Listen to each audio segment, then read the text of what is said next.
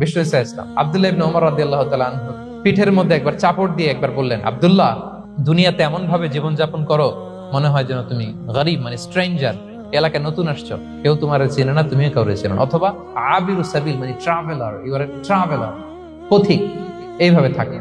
ধরো একটা জায়গায় গেছেন, কেউ আপনার চিনে না, জানে না, ওই জায়গায় আপনি বাড়িঘর করবেন? কারণ তো চিনেনই না, এটা সেফ এলাকা, তাও জানেন না, টাকাও তো নিয়ে আসেন নাই বাড়িঘর করবেন, কিছু করবেন?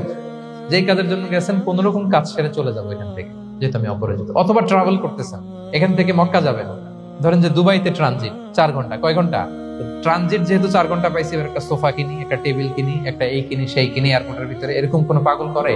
তাহলে এই 4 ঘন্টা ট্রানজিটে কি করে? এই চা খেতে খেতে, মসজিদের ভিতরে 2 রাকাত নামাজ পড়তে পড়তে, ওয়েটিং এরিয়াতে বসে পত্রিকা পড়তে পড়তে কোন রকম কাটায় দেওয়া, কি বলেন? নাকি ওইখানে সোফা টোফা, বাড়ি ঘর, এটা সেটা কিনা শুরু করেন 4 ঘন্টার জন্য? এরকম কোন পাগল আছে এরকম? আবিরু সাবিল। দুনিয়াতে এভাবেই বসবাস করতে হবে, গরিব ও আবিরু সাবিল, স্ট্রেঞ্জার অর ট্রাভেল।